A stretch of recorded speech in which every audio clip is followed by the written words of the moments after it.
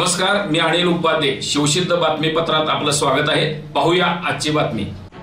शिरोळ तालुक्यातील कर्नाटक सीमा भागात ऊस दराच्या प्रश्नावरून स्वाभिमानी शेतकरी संघटना आक्रमक झाली असून ऊस वाहतूक रोखण्यासाठी रस्त्याच्या कडेला तंबू ठोकून कार्यकर्त्यांनी सज्जता दाखवली आहे. माजी खासदार राजू शेट्टी यांच्या आदेशानुसार सुरू झालेल्या या आंदोलनाची जबाबदारी स्वाभिमानी युवा आघाडीचे जिल्हाध्यक्ष सचिन शिंदे यांच्या खांद्यावर सोपविण्यात आली असून त्यांच्या नेतृत्वाखाली आंदोलनाचा टप्पा आता तीव्र करण्यात आला आहे. यंदाच्या गळीत हंगामात कारखानदारांनी प्रतिटन 3400 ते 3450 रुपयांचा दर जाहीर केला असला तरी स्वाभिमानी शेतकरी संघटनेला हा दर मान्य नाही. शेतकऱ्यांच्या उत्पादन खर्चात झालेली वाढ, खत, मजुरी आणि इंधन दरवाढ लक्षात घेता ऊसाला न्याय्य दर मिळावा अशी मागणी संघटनेकडून करण्यात येत आहे. दरम्यान या मागणीला प्रतिसाद न मिळाल्यास आंदोलन तीव्र करण्याचा इशारा देण्यात आला आहे. सध्या शेडवाळ, आलास आणि 5 मैल या सीमा भागात संघटनेने तंबू ठोकले असून शेकडो शेतकरी, युवक आणि वयोवृद्ध कार्यकर्ते ऊस वाहतूक रोखण्यासाठी रस्त्याच्या कडेला ठिय्या मारलेले दिसत आहेत. ऊसाच्या गाड्या कर्नाटकाच्या दिशेने जाऊ नयेत यासाठी कार्यकर्ते दिवसरात्र पहारा देत आहेत.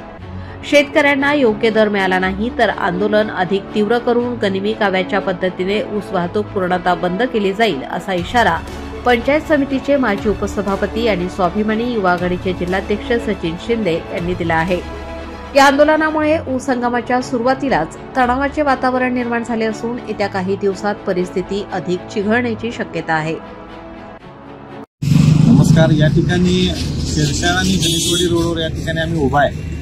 आपण जर पाठीमागे बघितला तर हा तंबू या ठिकाणी ठोकलेला आहे. स्वाभिमानी शेतकरी संघटनेच्या मार्फत जे काय आंदोलन पुकारलं जाणार आहे त्याची पूर्व तयारी म्हटलं तर काय हरकत नाही. आणि यावेळेला आंदोलन असं होणार आहे की कर्नाटक भागातनं जो काय ऊस येतोय त्याची नाकाबंदी करायची हा पहिला आमचा विषय आहे. त्यामुळे या ठिकाणी पहिल्यांदा शेडशाळमध्ये, दुसऱ्यांदा आलासमध्ये, तिसरा हिरवाडमध्ये आणि चौथं अर्जुनाडमध्ये चारही बाजूंना आम्ही नाकाबंदी करणार आहोत. आमचे नेते राजू शेट्टी साहेब यांनी ऊस परिषदेमध्ये जी काही मागणी केली होती ती पहिला हप्ता 3751 आणि गेल्या वर्षीचा हप्ता 200 रुपये हा जोपर्यंत आम्हाला मिळत नाही तोपर्यंत आम्ही हे ऊस आंदोलन थांबवणार नाही. ऊस आंदोलनाची दिशा काय असेल हे साहेब आल्यानंतर आम्ही ठरवणार आहोत. साहेब आज रात्री येतील तोपर्यंत मला कारखानदारांना एवढं सांगायचं की तुम्ही जो काय 34 रुपये दर जाहीर केलाय तो आम्हाला अजिबात मान्य नाही आहे. शेतकऱ्यांना मला विनंती करायची की भावांनो, जसं तुम्ही यापूर्वी आम्हाला साथ दिल्या त्याच पद्धतीनं साथ द्या.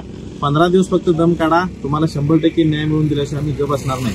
आणि बाकी जे बगल बच्चे आहेत कारखानदारांची जे काही तोडी घेण्याचा प्रयत्न करतात त्यांना मला एवढं सांगायचं आहे की गांधीगिरी पद्धतीने मी आंदोलन करून बघितलंय, गुलाबाचे फुल दिल्यात, हात जोडून तुम्हाला सांगितलंय, पाया पडून सांगितलंय. पण तुम्हाला आता सांगतो इथून पुढे जर आगावपणा करून काय आंदोलन मोडून काढण्याचा प्रयत्न कराल तर येणाऱ्या नुकसानीस आम्ही जबाबदार राहणार नाही. आणि आमचा असा निर्धार आहे की कुठल्याही पद्धतीनं कारखानदारांना एक ऊसाचं कांड सुद्धा या भागातून नेऊन द्यायचं नाही.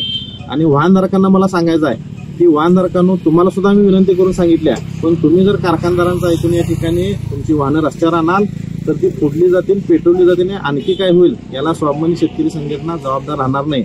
साहेबांनी जरी 10 तारखेची घोषणा केली असली तरी सुद्धा गनिमी काव्याने हे आंदोलन होणार आहे.